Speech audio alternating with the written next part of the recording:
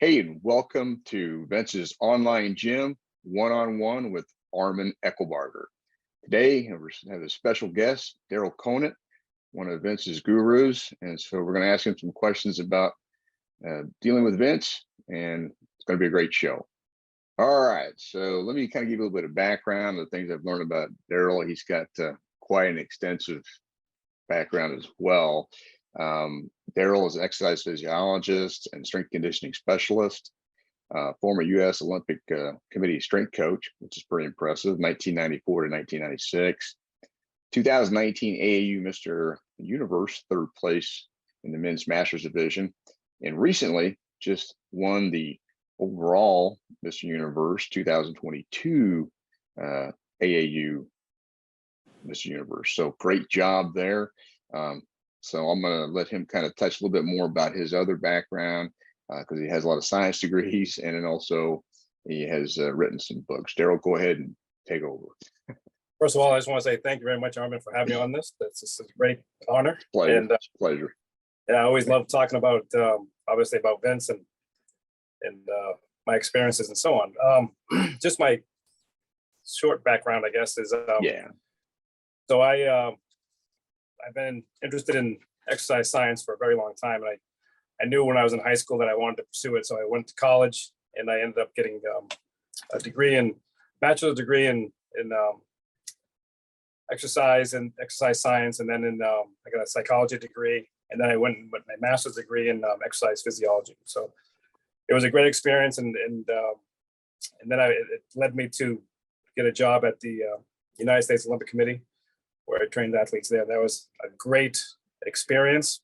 It was a lot different than anything else because you're dealing with a lot of different sports, and it wasn't just bodybuilders and like we like to just for the physique. But it was a great learning experience, and it helped put a lot more into my resume, and so then I became more of a well-rounded trainer. And to this day, so in 1998, I ended up buying my own business, and so I've been there. So I've been in Kennebunk, Maine since 1998, and I've had my own gym since then, and it's been going really well. And I work with a variety of different cases, whether it's rehab, general fitness, or in some cases bodybuilding. So it's been a great ride, and I love to compete just because it keeps me pushing my own goals and to see how I can challenge myself every year. So I do it for myself, and sometimes I win, sometimes I don't, but it's always fun to kind of push yourself and hopefully make myself better every year. So that's why I enjoy that. Hey, quick question. How old are you now? So kind of, I'm 59. So how old are you at this point? So I'm 53, and so I started this whole thing when I was 12 years old, and when I started out with weight training, that was back in the early 1981, I guess, and it was more for baseball. I wanted to get better at baseball, and I had a friend who was a semi-pro baseball player, and he said that if you really want to go to the next level, especially if you want to play in high school, you really should start weight training. So then I started to do that, and then it really worked. My performance in baseball got really, really good, and it helped. And so then I realized there's something to this. And then as I started to dive a little bit more into it, then I started looking at the muscle magazines and seeing Arnold Schwarzenegger and Frank Zane and all those guys. And then that really sparked my interest. And then from there, I decided that, bodybuilding was kind of more what I wanted to do. And that's what I wanted to pursue. And so I went for it. Yeah, sounds like you've made a lot happen on that. So I guess some people are going to want to know is, how did you get started with Vince? Now, I did hear in the past and other things I've seen you post where he hung up on you a couple of times. So just more than a couple. Give a little more characteristics things. But yeah, go ahead and kind of go over that with people so they know how things happen. Yeah, so I was in college, and had been training for a while, more seriously with bodybuilding, and then I got to a point where I was sort of stuck, and I needed more help. And so a lot of times I go to the gyms, and the guys in the gyms would help, but a lot of the guys were on drugs, and I wasn't really into that. I didn't want to do that at all. So I knew that there had to be another way of of training without having to take steroids or whatever. And so I ended up connecting with a nutritionist in Detroit, Michigan named Ron Kozloff, and he was the owner of NSP Research Nutrition at that time. And it was just a great moment in my life because he gave me so much of his time and education, and it was something that I really, really cherished. And so we ended up becoming really good friends. And then when I asked him if he would train me, and he said that, I needed to go to the Iron Guru, and you have to talk to the Iron Guru in California. I'm like, who the heck is that, man? Like, this is wild. And so I was like 18 years old in college, and didn't really have any money at all. So I couldn't fly out to California. So I ended up calling Vince, and I've talked about this many times online. But when I first called him, it was he just hung up the phone because I asked him. I said, he answered the phone and said, "What do you want?" And I said, "Is Vince there?" And then he hung up the phone. So I'm like, man, that's weird. I go, this is odd. I don't know if I got the wrong number. So I call him up again. And the same thing happened. He's like, "What do you want?" I said, "Is Vince Gironda there?" And then he hung up. And then I was like, man, This is crazy. And so then the third time I called up, and so some lady answered. And I said, "I don't know if I got the wrong number here or what, but I'm trying to get in touch with Vince." And she's like, "Yeah, you had him twice on the phone. And he doesn't have really a lot of time to mess around. So, you should just start." I didn't know. But so then she's like, "What do you want?" And I said, "Well, I'm a friend of Ron Kozloff, and he recommended that I speak with Vince." And so then I could hear her yell out to Vince and say, "This is a friend of Ron Kozloff, would you be willing to talk to him?" And all of a sudden Vince picks up the phone, and then we hit it off because he was really good friends with Ron. So then that's how it started. And it was pretty wild. But then it was awesome because, so I never actually met Vince in person, which is pretty wild, but we didn't have internet back then or anything. And so, I talked to him on the phone, and he said, you need to come out and train with me. He goes, and I told him, I said, I'm a poor college kid, and I don't have the money, but he goes, "It's all right." He goes, "Send me pictures of what you look like, and then I can help you." And so I sent him pictures, and it was unbelievable. Like he sent me the supplements and everything. And he said, "You need to do exactly what I tell you to do, and you'll see great results." And so I did, and it was amazing. And so then I just was hooked on it. And so every month he would send me a new program, and I would, I had the supplements, and I called them all the time because sometimes on his programs they weren't really well illustrated.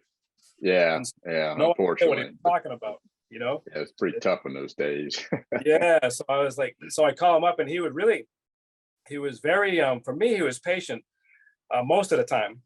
Okay. Sometimes he was very, very cantankerous. Like, so I think I call him up on a bad day, and he would just rip into me, and I would be like, "Wow, this is crazy." I'm like, I'm getting scolded like my father or something. I'm like, this guy is. But I kept calling. I never quit. And I just kept going for it. And anyway, so it turned out to be a really good relationship over about 5 years. And I learned so much, and it was great. So between him and Ron Kozloff, so Ron really helped me out with nutrition, and it was amazing the stuff that he was teaching me. And then with Vince, I had like a great team. And so I ended up competing when I was 19, my first show, and I did amazing. It was just incredible. The transformation of my body was it was unbelievable. Okay, so let me ask you this: what things do you like most when you worked with him? What things that you feel like you got the most from him? I mean, what highlights? Yeah, I think it was really the thing that struck me the most was he got pissed off at me once because I asked him about steroids. I never talked about steroids with Vince. He didn't like that, and so I call him up I called him up like 3 or 4 times later because he was so pissed. He wouldn't want to talk to me.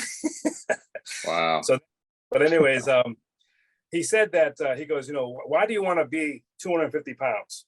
He goes, "Your body is not capable of doing that." He goes, "Why do you want to look like that?"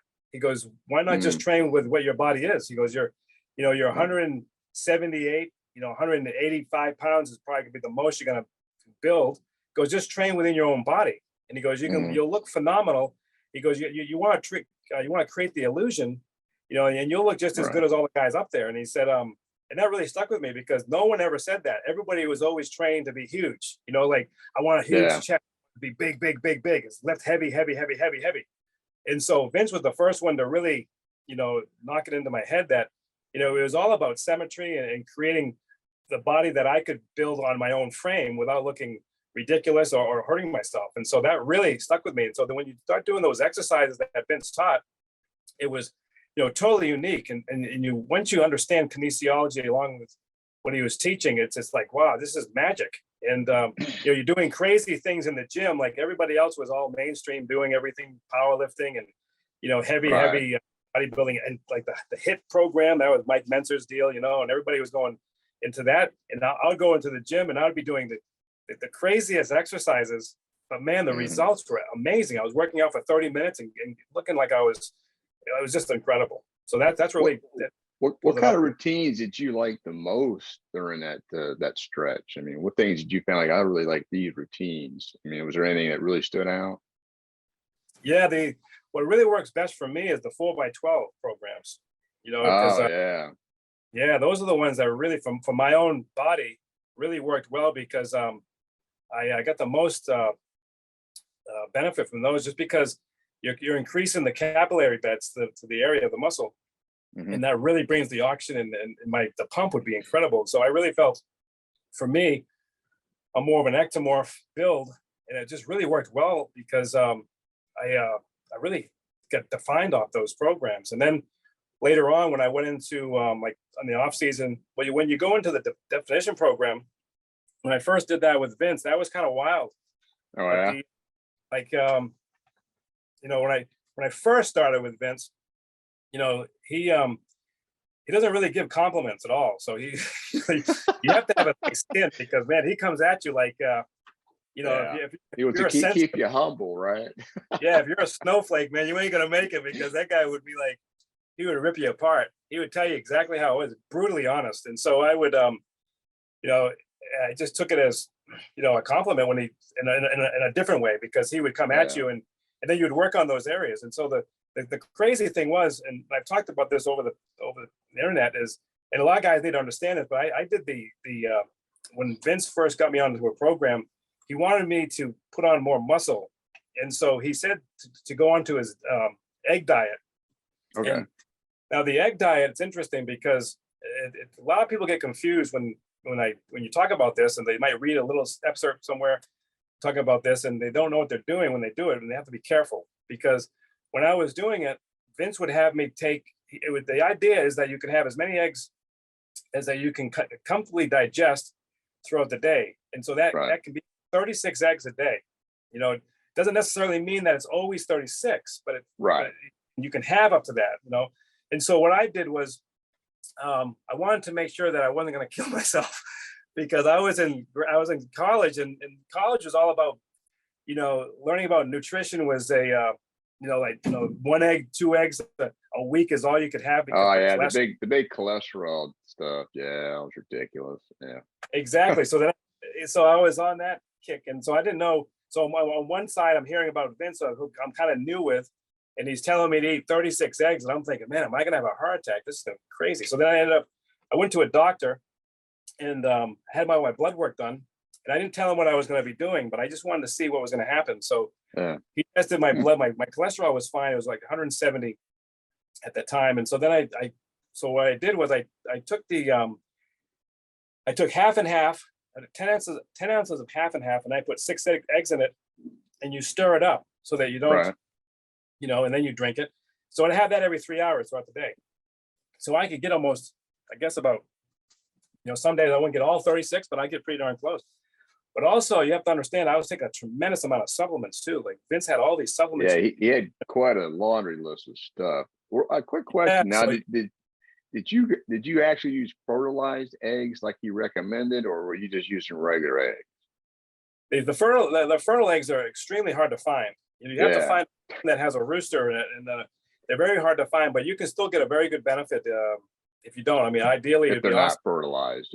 I got you. I was just kind of curious if you're able to do that, because when I was looking at it, I go, how the hell do you get fertilized egg? That's just like, and it can be done. I agree, but it's just like, that's not necessarily an easy step. So, and some of this stuff wasn't too easy to get integrated, but he knew it would work, but it was a challenge. So, Well, okay. that's exactly right. So then that's why, like with the supplementation that he had all these supplements that that I was taking, like I was taking like 6 digestive enzymes with it. I was taking vitamin C, vitamin D3, K2. I was taking, like, again, a whole list, probably about 20 supplements at a time.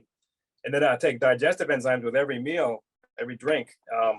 And so that's what helped. But again, it doesn't work for everybody, but it ended up working really well for me. And so then at the end of this little experiment, I went back to the doctor and I was getting, like, ripped. I mean, it was amazing. Everyone thought I was on steroids because I was getting so unbelievably up. And so I went back to the doctor and I took my blood work, and my cholesterol dropped all the way down to like 110. And Your total cholesterol? Yeah, the total cholesterol. But I wasn't even really looking at trying to do anything with my cholesterol. I just wanted to see if it had gone up at all. It actually went way down, and I was completely ripped. My body fat was like almost 4%. I started about 9%, and then I ended up going down to 4%. So then the doctor, which was kind of funny, because he's like, so what have you been? And I said, well, I've been eating 36 eggs a day. And he looked at me and he goes, you can't do that. That's you're gonna have a heart attack. And I'm like, well, how is that gonna have a heart attack when I just made my blood work even better? But anyways, so yeah, I tell you, man, the medical community, it's just ridiculous where they are these days. I don't know what's going to change it, but some of these things that get put in people's heads in the medical community, they can't say they're wrong. They just keep pushing the same narrative, and it's really amazing, and it's really sad too, because people are not getting the benefits of nutrition that they could be getting by not listening to these different arguments. So, hey, real quick, let's take a quick break, and then we'll be right back and hit some more different topics. Looking forward to coming right back. All right, perfect.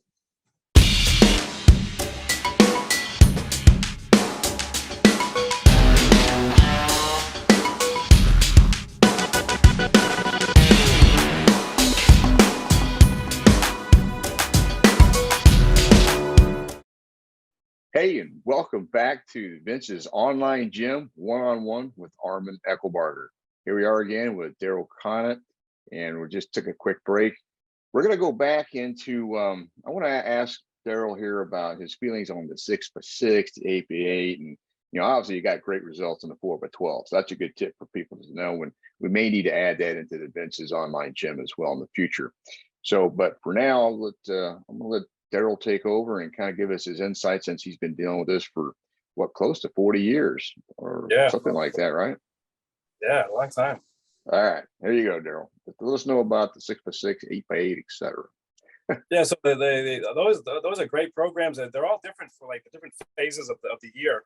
Like the 6x6 is more of your generalized bulking course. That's it. It's more for size, not necessarily for definition. So Vince would, he'd put you on that, just to kind of put on more muscle, and then you would go into the 8x8 to start to burn up a little bit more, but to still maintain your growth hormone levels.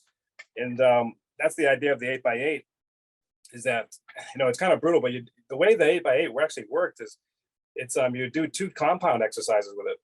So you do like the Jordan dip along with the neck press and so on. And so the idea of that is that it just pulls a lot of blood into the muscle, and then it really activates the higher levels of growth hormone. And so then, for example, what you would do for like a contest, you would do you go into like a 6x6 first. Do that for a month, and then you go for so many weeks, like 4 weeks or something. Yeah, so you do that for 4 weeks, and then you would go into the 8x8, and then you would follow it up by the 4x12.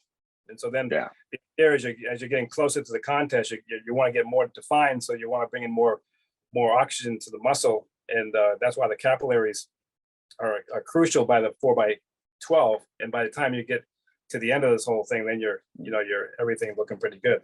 And so that was Vince's idea. And so, but during the season, he would always, again, depending on what you wanted to do, like, to prescribe, like if you said you wanted more size, then he would prescribe me a 6x6. But I really the 8x8's brutal, but those are fun to do too. Those are really intense. But man, you can get great results off the 8x8. So I got a question. So on the like for your leg work, was it still just 6 reps and 8 reps? Because I just found that rep scheme was not very good for me.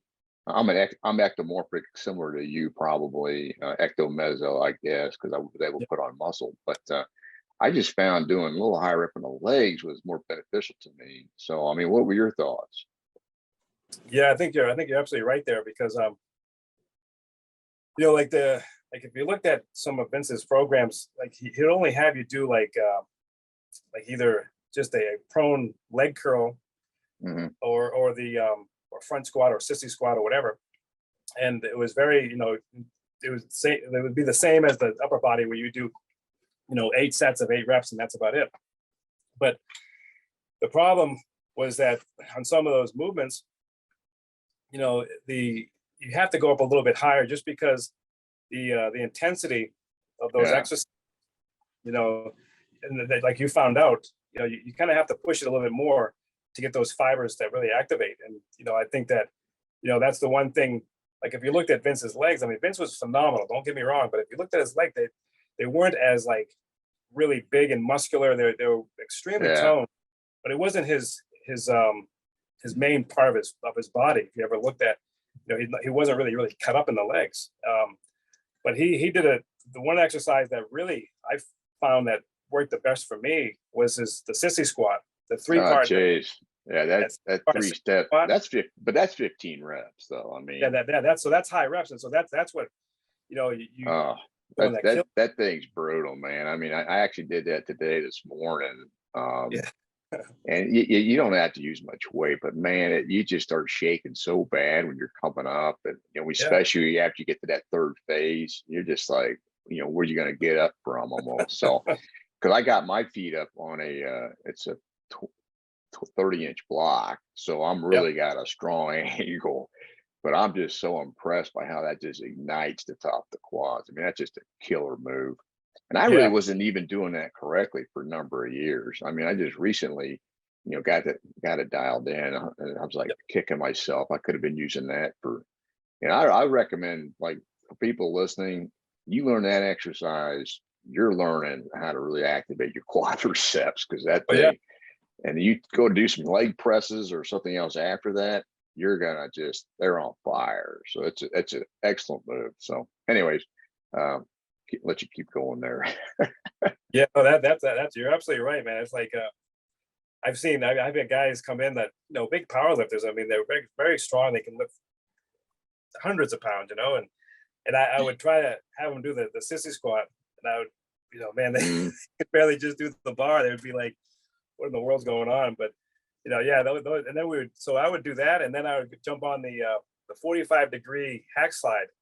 Yeah, and that works really well, and then you do that, and then you go into the prone push-up leg curl, and then you do your calf raises, and then you're pretty much done. But yeah, you're right, Arman. It's like some of those things, like all these things with Vince was, you have to realize that when he wrote those programs, he was just writing them. A lot of them he just wrote just because they were kind of more generalized to give to members. But but if you kind of knew him, like you'd be able to call him up and say, I just need more, and he would give you more. He would tell you what you need to do, and so that's the beauty of being able to call him up. So he would have definitely probably prescribed more for you as well, or anybody else like that. But I don't know, man. I mean, that stuff's pretty rough, because and Vince was big on keeping the sessions under 40 minutes, and I know why, because that's all you need if you're actually working at it. So like, some people, they're not really working at it. And his work ethic on the whole thing was don't mess around and get it done. And it was, just a great common sense strategy, but people don't necessarily get it. And I don't think they're really wanting to step up to the level that, he wanted to keep people at. But so let me ask you this: when you were doing your 8x8, would you feel like you were going to muscular failure when you get to the 8? I mean, or were you like, the first 4 sets were not too bad, but then, the last 4 sets were a grind where you may had to do rest pause or something to get your 8 reps? I mean, how did you normally attack that? Yeah, you always wanted to. It's kind of interesting because you never want to go full max out. You never want to get to the point where you're 100% completely fatigued. So Vince would always say to work at about 85% Okay. of your max. And so, like, even if you like, you want to struggle, like on that last couple of sets, you want to be able to Yeah. make it, but you don't want to get to a point where you're failing like halfway through and you need someone to kind of spot you because what Yeah. happens is you lose the neural support as soon as you kind of go into that. If you start to increase your stress too much, you release too much cortisol, then you actually shunt the production of growth hormone, and so that's what you don't want. And so that's what Vince called this thing. He made up his own term. It's called overtonus. Yeah. And Overtonus. Yeah. yeah, so that's kind of his own, but it makes total sense. And so it's like it should be in the medical terms because it's perfect because the motor units end up getting too stimulated and they become dull, and so the receptors of the muscle begin to shut down, and so that's if you overdo it. And so Mhm. you'd always want to stay about 85% of your intensity, and then by the time you get to your last round, your last set, I mean your the blood is pumped in there Yeah. and you're able to do it, and you want to be, you go to you push for that final, it's hard, but you get that last one, and then you're completely done. You don't add anything else to it, and that's the downfall. A lot of guys, they feel empowered because when you release that growth hormone to your system and you get that anabolic sort of drive, Yeah. you feel powerful. You feel like, man, I can lift a car, and so Yeah. you end up overdoing it. So guys will continue working that pump, and they'll go do another exercise right after that. That's the downfall. So Vince would always say, get the hell out of there. That's why you'd only do 35 to 40 minutes because it was more Yeah. for the growth hormone. That's the reason why, because as soon as you start to lift that first set, you start to secrete from the anterior pituitary, you get that growth hormone surge, and then it starts to decrease. And then you only have like 35 to 40 minutes before Yeah. that out, and then your cortisol levels start to get too high, and then that's when everything goes to hell. So it's like that's why you Yeah. get in, get out, and a lot of It's, guys can't do it because it's just too intense. well, it's kind of amazing though, because you got people want to argue that philosophy, that understanding, and they're like, no, they don't want to agree with it. But I agree with it. When if you're hitting it hard like Vince wanted you to hit it, you're not gonna have much in the tank. The other thing is your glucose levels on top of that are dropping pretty rapidly, and so you're really taxing everything. And so that's all you need to do. Intensity is what builds muscle. Okay, Right. it's not about doing it longer. And I mean, volume will come because as you're getting more efficient, you can do more volume if you want to within that 40-minute window, 45-minute window. And I just see much better results staying in that window. So I agree, it works. So okay. Yeah, it definitely does, and I've seen so many people they'll try doing Vince's things, and but they're not doing it right, and then Yeah. when I'll have guys come to visit me, and they think, oh yeah, I know about this stuff, and so I'll take them through a workout, and man, they end up throwing up. It's unbelievable because it's Yeah. so intense, and they don't realize because they've never been taught, they've never been trained the right way, and so they'll do an 8x8 or whatever, and they just say, man, that was too easy, and I was like, no, you're absolutely not doing it right, and so once you start to do it, and then you realize like, wow, this is absolutely incredible. That's why a lot of guys they couldn't train with Vince because he was so intense, and you would think, man, this is like a 4x12. How can that be intense? Oh When yeah. you, hey, it's like there's no way you're going to be able to go an hour doing this stuff or anymore, because you also have to realize is that when you're doing a lot of Vince's stuff, he was like he was ahead of his time. He was into keto. You hear this keto stuff, the keto diet. He was into that high protein way before anybody else, and Well, so he you have did to. he did a lot of research on it. I mean, he studied a lot of medical material and also nutritional material, and he saw what needed to be done because he did it to himself. I mean, he experimented, from what I could tell, on himself with everything. He's like, well, this works, and then And he applied it to his clients, and it's just amazing how much kickback people have on these strategies when you see the results. oh yeah, it's incredible, Armin, because you talked about the blood sugar. And the blood sugar, what happens is, you hold glycogen in your liver and your muscles, and so with Vince and his training, a lot of guys were very lean.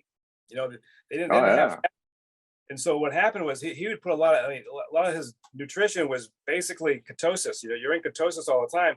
So you don't have much glycogen in the muscle to begin with. And so then that's why, another reason why you're only working out for about 35 to 45 minutes, because you just don't have the glycogen levels to support anything more than that. And another little tidbit is back in probably like 1970s, there was a guy named, he was a doctor, Dr. Atkins. Okay. Yeah, Dr. Atkins went to a Vince Gironda seminar, and Vince was talking about the, high protein and how fat's actually burned and everything in the body and all this stuff.